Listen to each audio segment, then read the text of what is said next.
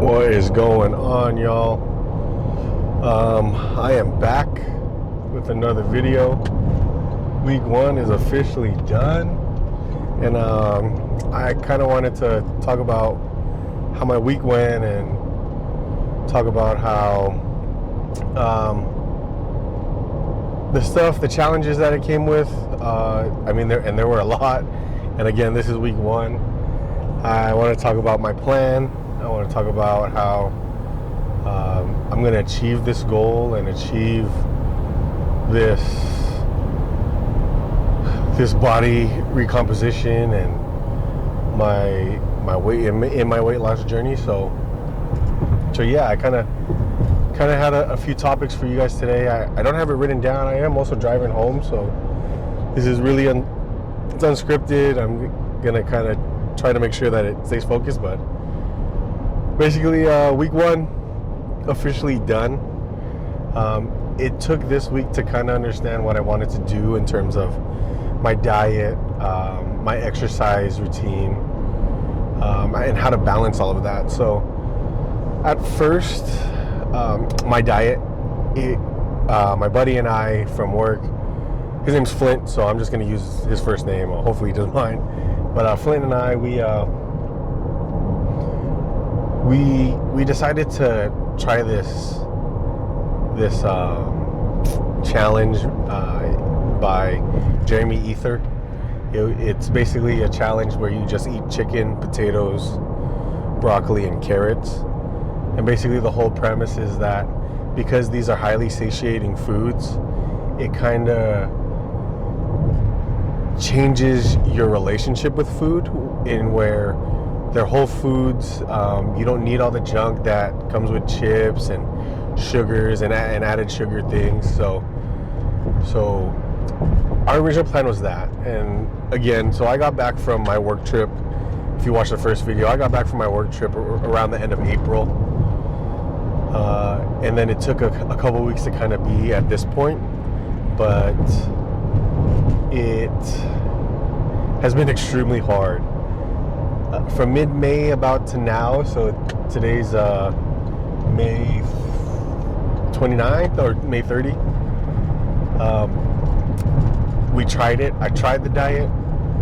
My boy Flint, he's more locked in than I am, and I realized that is chicken, potatoes, broccoli, and carrots is something I cannot do. And it's not so much that I can't do it, I'm slowly realizing that I'm the type of person where if it works for me, then I'll do it. But that's something that I just couldn't do. One, because in the original challenge, you could only use a tablespoon of oil with every meal. I didn't want to do that. I wanted to cook my chicken, make sure that at least it was sustainable for me, and this is something that just wasn't sustainable.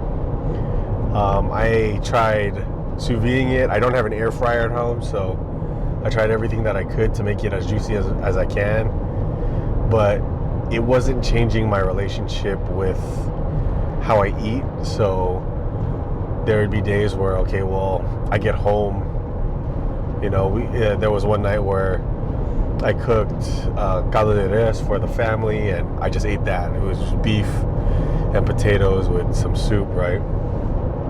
There's other days where I went out with a family and I tried to justify it. Instead of getting a slice of pizza, I got some chicken wings with buffalo sauce. So I really wasn't into that diet, and I wasn't into the challenge. And last week I said I was going to lock in, but that was just something I just couldn't do. So moving forward, and I'll probably show you guys, and something that I have done before and something that I am really challenging myself to do is I am going to try the Stan Efferding's vertical diet. That's something that I've done before. One of my best friends growing up, he kind of put me on. He was a power lifter. He competed, and he put me on this diet, and it was really simple. I'm not going to go into the nit and grit on it. I will one day, but it's something that was sustainable for me that I kind of now that I'm a little bit older, I kind of understand why it's like it. And a lot of people are gonna throw shade and hate at it, but basically, it's a red meat diet with white rice and chicken stock. That's the basic premise of it. It goes into a lot of detail if you buy the book, which I have, and I've read the book, so I am really gonna try this because I do feel like it's a little bit more sustainable than just chicken, broccoli, and potatoes and carrots.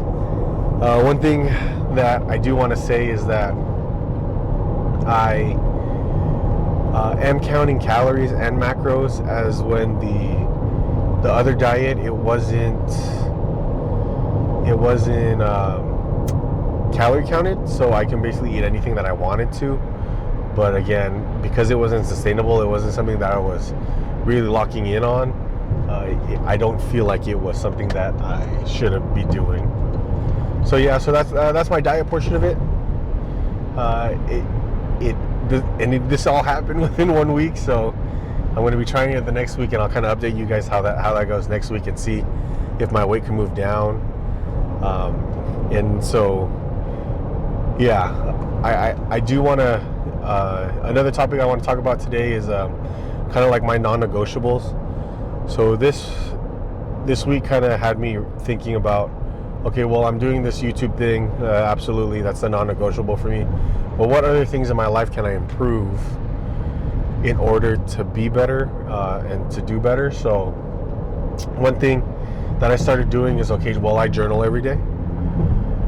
I kind of want to see where my headspace is at in terms of one, weight loss, but I also have a separate journal where it's my prayers to God. So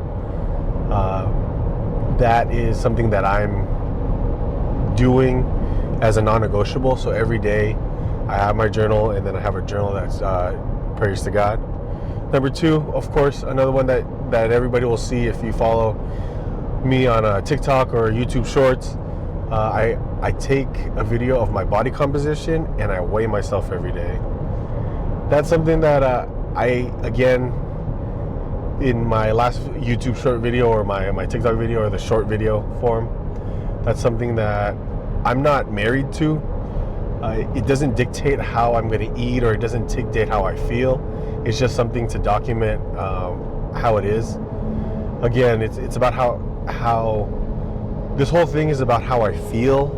This whole thing is about being the longevity of my body, being able to, I tell everybody health is wealth, and the reason why I'm trying to get healthy is because I want to be able to walk my girls down the aisle. So yeah, that's the ultimate goal here is just to be healthy and to show everybody that, hey, with what I'm doing, it's possible and it's attainable. You don't have to go crazy, because just like everybody else that's trying to figure it out, I'm just one of them that's trying to figure it out. Another non-negotiable is no alcohol and no added sugars or soda or any of that kind of stuff. So primarily water. I do drink protein shakes. That some of them do. The one that I take doesn't have an added sugar, but sometimes I'll take one that does. Like there's one that's taro flavored, the boba tea protein that I've taken, that has like 7 grams of sugars. But again, for the most of it, I'm trying to hit at least a gallon of water a day. And then another non-negotiable for me, and this is more on my mental, personal side, no more doom scrolling, and I'm very conscious about it right now.